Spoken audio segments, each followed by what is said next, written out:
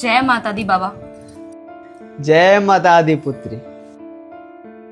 तूने एक भूखे ब्राह्मण को भिक्षा देकर उसे खुश कर दिया है। मैं तुझे आशीर्वाद देता हूँ, तेरी सारी परेशानियां खत्म हो जाए और तू हमेशा खुश रहे। बाबा जी, आपके आशीर्वाद के लिए आपका बहुत बहुत धन्यवाद। अब पुत्री, मुझे ना एक बात याद आई। एक काम कर, ये ना मेरी झोली को देखते रहियो, कहीं जाइयो मत और इसे खोने मत दियो, किसी का हाथ भी लगने मत दियो, ठीक है? मुझे एक काम है, मैं 2 मिनट में आता हूँ, ठीक है? लेकिन बाबा जी। मैं आता हूँ पुत्री। बाबा जी थोड़ा जल्दी आइएगा।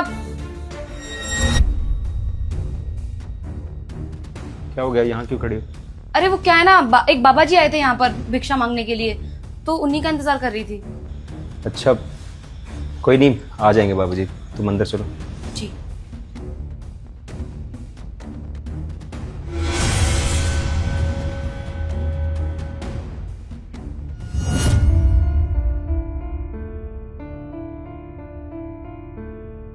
अच्छा, मुझे ये बताइए कि आप बैंक गए थे, क्या बोला बैंक वालों ने? हनी, बैंक वालों ने टाइम देने के लिए मना कर दिया और कहा है अगर ईएमआई नहीं भर सकते हो ना तो 4 दिन में इस घर को खाली कर देना। घर खाली कर देंगे? अगर हमने घर खाली कर दिया तो हम लोग कहाँ जाएंगे? हमारे पास तो कोई दूसरा ऑप्शन भी नहीं है। तुम कुछ ट्राई करो ना, कुछ हो जाए तो। हनी, जितनी भी कोशिश कर सकता हूँ कर रहा हूँ मैं। अब तो लग रहा है हार चुका हूँ, नहीं होगा कुछ भी। तुम ज्यादा स्ट्रेस मत लो, हम दोनों मिलके कुछ ना कुछ कर लेंगे और ये घर भी हमारे हाथ से नहीं जाएगा। ये तुम्हारे पापा की निशानी है, आखिरी निशानी। ऐसे कैसे हम लोग इसे छोड़ सकते हैं? हम कुछ ना कुछ बंदोबस्त करेंगे और नहीं जाने देंगे इस घर को हाथ से। तुम प्लीज परेशान मत हो, सब कुछ ठीक हो जाएगा। हनी, परेशान कैसे ना हो। हनी, ये थैला किसका पड़ा हुआ है यहाँ गेट पर?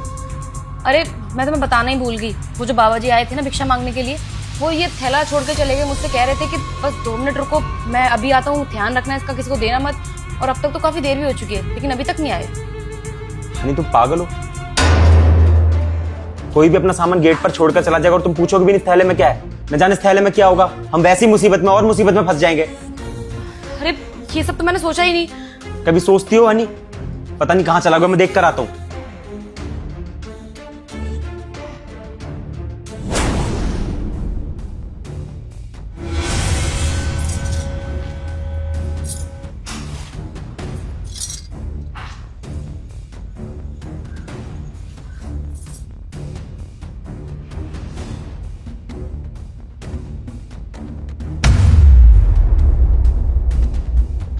इतने सारे पैसे बाबा जी के पास कहाँ से आए? और वो ये थैला यहाँ छोड़ के भी चले गए। मुझे तो कुछ समझ में नहीं आ रहा।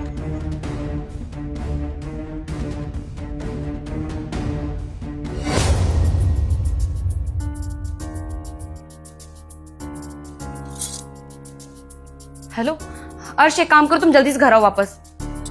अरे मैं सब बताती हूँ, तुम पहले घर तो आओ।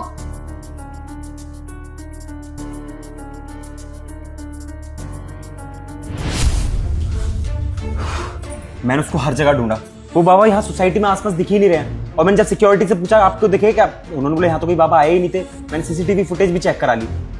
एक सेकंड, शांत हो जाओ तुम, मुझे तुम्हें कुछ बताना है। ये देखो।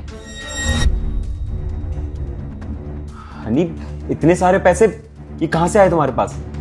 वो जो थैला रखा था ना बाबा जी का, तो मुझे थोड़ा डाउट हुआ। मुझे समझ में नहीं आ रहा था कि वो बाबा जी इस थैले में क्या रख कर गए होंगे, तो मैंने जाकर देख लिया तो उसमें से मुझे इतने सारे पैसे मिले। बट मुझे ये समझ में नहीं आ रहा कि बाबा जी इतने सारे पैसे थैले में और हमारे घर पे क्यों छोड़ के चले गए?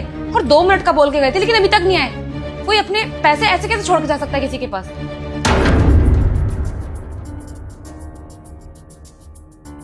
अगर उनके पास इतना सारा पैसा था तो भिक्षा क्यों मांग रहे थे? मैं भी यही सोच रही हूँ, मुझे तो खुद कुछ समझ में नहीं आ रहा है कि बाबा जी हमारे घर पर मांगने के लिए आए थे और बदले में इतने सारे पैसे रख कर कैसे जा सकते हैं वो? मुझे समझ में आ गया, मैं बताती हूँ तुम्हें सब कुछ। देखो, हमें अच्छे से पता है कि हम लोग कितने दिन से कितने ज्यादा परेशान हैं। हम डेली भगवान से यही दुआ करते हैं कि हमारे दिन ठीक हो जाएं और ये हमारे पापा का घर हमारे हाथ से ना जाए। और भगवान ने हमारी सुन ली। उन्होंने अपने रूप में कोई हमारे पास भेजा जो हमारी मदद करके गया है। बाबा जी भेजे थे उन्होंने हमारी मदद करने के लिए। और देखो ना, बाबा जी जानबूझ के वो थैला यहाँ पर रख कर गए और 2 मिनट का बोल कर गए थे, लेकिन अभी तक नहीं आए। इसका मतलब तो यही हुआ ना कि वो हमारी मदद करने के लिए आए थे और मदद करके चले गए। शायद तुम ठीक कह रही हो नहीं, भगवान साक्षात एक बाबा के रूप में आए थे। उनको पता था हम इतने परेशान हैं। वो जानते थे कि हमने इस घर को कितने प्यार से बनाया और हम इस घर को आसानी से नहीं छोड़ सकते, इसलिए वो आए और हमारी मदद करके चले गए। वो कहते हैं ना कि अगर हम कभी किसी के साथ कुछ गलत नहीं करते तो भगवान भी हमारे साथ कभी गलत नहीं कर सकते हैं। और एक काम करेंगे, जब हमारे हालात ठीक हो जाएंगे ना, उसके बाद हम भी किसी जरूरतमंद की मदद करेंगे। ठीक है? तुम बिल्कुल ठीक बोल रही हो अनी।